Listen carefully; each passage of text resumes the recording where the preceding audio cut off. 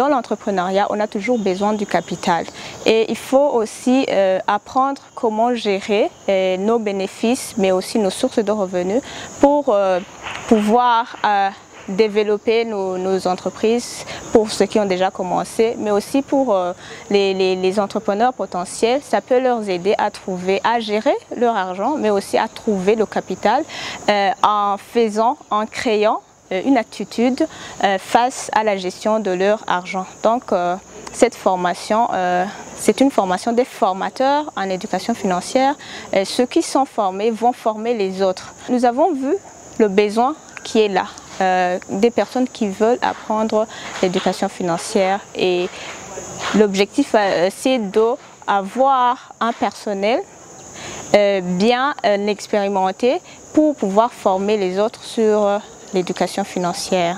L'éducation financière, c'est un cours conçu par les bailleurs de fonds, Macrofinance Opportunity en l'occurrence, dans le but de renforcer les capacités financières des populations pauvres, des paysans, des populations à la base, pour que ces populations comprennent les produits et services financiers pour mieux les consommer, mais surtout qu'elles adhèrent aux services financiers, mais surtout aussi que ces populations aient une relation plus disciplinée avec l'argent.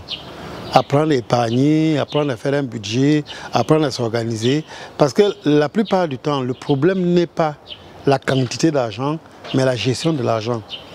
Et donc l'éducation financière vise à leur donner un meilleur comportement vis-à-vis de l'argent, quel que soit le montant de cet argent-là. L'éducation financière, c'est d'abord pour tout le monde. Je vais souligner que c'est pour tout le monde. C'est un module très important et ça consiste en 5 thèmes. Ça consiste d'abord la budgétisation, l'épargne, la gestion des dettes, les services financiers et la négociation financière. Donc ça consiste en 5 thèmes. Donc si je parle de la budgétisation, donc on apprend aux participants ou aux gens comment est-ce qu'ils peuvent faire un budget. Vous pouvez avoir de l'argent, mais vous ne savez pas comment budgétiser. Et à propos de l'épargne, on apprend comment garder de l'argent. Donc vous pouvez être employé, salarié, mais vous ne savez pas qu'avec votre salaire, vous pouvez épargner même 10% de votre salaire pour investir au plus tard. Et autre thème, c'est sur la gestion des dettes. Bien sûr, prendre une dette, ce n'est pas mauvais, ce n'est pas un péché. Mais si vous ne parvenez pas à bien gérer la dette, ça peut faire à ce que vous tombez en faillite. Alors c'est pour cela qu'on apprend aussi comment bien gérer la dette. Si vous prenez la dette pour faire des projets, c'est une bonne chose. Mais si vous prenez la dette pour vous amuser, ça va vous ruiner. Et aussi les services financiers, ça concerne les banques et la négociation financière. Surtout les entrepreneurs, il arrive des fois, vous faites une négociation avec les fournisseurs. Alors il y a plusieurs sortes de négociations, gagnant-gagnant, gagnant-perdant. Donc ça consiste que les clients peuvent gagner et les fournisseurs gagnent. Donc vous gagnez des deux côtés. Alors cette formation c'est très important pour tout le monde. Donc ça consiste, les banquiers, on peut les apprendre, les jeunes entrepreneurs, les femmes de ménage, les ménages, je veux dire. Et donc c'est pour tout le monde, en bref.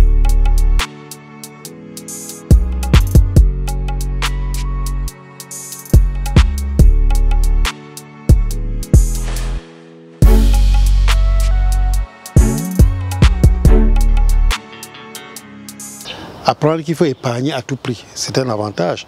Apprendre qu'il faut budgéter pour ne pas être surpris au cours du mois, c'est un avantage. Apprendre à se méfier des crédits. Ne prendre que le crédit si vraiment c'est utile. Et si on le prend que ce soit pour investir, c'est un avantage. Apprendre aussi que le crédit qu'on prend n'est pas votre argent, c'est l'argent d'autrui, il faut le rembourser parce qu'il y a des conséquences négatives si vous ne remboursez pas. C'est un avantage, vous voyez. Donc, il y a tout un ensemble de leçons. Il y en a même destiné aux jeunes, Young People You Are Money, qui apprend aux jeunes que l'argent de poche que leurs parents leur donnent pourrait être considéré comme un revenu et organisé de manière rationnelle. Parce que c'est le jeune âge qu'on apprend à être discipliné avec l'argent. Donc l'éducation financière vise à donner toutes ces compétences. Et lorsque on leur a donné la formation de formateur, nous venons aussi les appuyer dans leur première édition de formation pour nous assurer qu'ils ont vraiment compris le cours et qu'ils le donnent comme il faut, pour nous assurer qu'ils maîtrisent tous les outils, pour nous assurer que la transmission s'effectue vraiment selon les normes. Les premières vagues de formateurs du BBIN que nous avons eu à former et qui sont sur le terrain sont tellement occupés à faire de l'éducation financière. C'est pour ça que BBIN a demandé qu'on forme encore une autre vague. Ça aboutit à un besoin énorme d'éducation financière. Et attention, l'éducation financière n'est pas seulement pour cette population à la base, pour les petits, même pour les gens qui ont un niveau élevé. Il faut qu'ils aient de la discipline avec leur argent. Les gens qui gagnent 4, 5, 10 millions par mois, s'ils gèrent mal, à la fin du mois, ils ont les mêmes problèmes que celui qui n'a que 100 000 francs par mois. Oui, donc la demande est énorme en matière d'éducation financière. Et les gens ne demandent qu'à être formés. Et ça aboutit à des résultats, en changement de comportement, en demande d'éducation financière. Nous avons trouvé vraiment un grand intérêt pour pouvoir appuyer nos bénéficiaires, surtout les bénéficiaires qui se trouvent dans les associations, comme les cantines, comme dans les groupes coopératifs. Il y en a beaucoup qui ne savent pas ce que c'est l'éducation financière. Et nous espérons que la formation que nous avons eue aujourd'hui et pendant ces derniers jours va nous permettre de donner un peu plus de connaissances,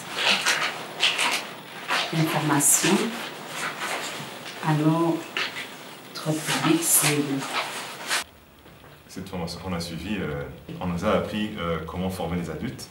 On nous a appris de nombreuses notions sur les services financiers, sur bon nombre de choses. Durant ces derniers jours, donc, j'ai pu approfondir mes connaissances en gestion des finances. Maintenant, je peux dire que je suis apte à gérer mes finances. Après cette formation, je suis sûr que je pourrais former des gens, former des adultes, aussi, entre autres les jeunes entrepreneurs aussi. Tous les jeunes ont besoin de savoir comment gérer les finances. Tous les jeunes. Les finances, c'est un terrain qui est vraiment essentiel. C'est essentiel dans l'éducation financière. Donc, tous les jeunes devraient savoir comment gérer les finances. La formation des formateurs, c'est une formation qui est nécessaire pour tout le monde. Donc, je vous invite tous de venir ou de nous contacter. Nous, les centres de formation, nous allons vous appuyer à apprendre comment aussi former les autres en tant que formateur, mais aussi si vous voulez devenir expert formateur, nous sommes là pour vous.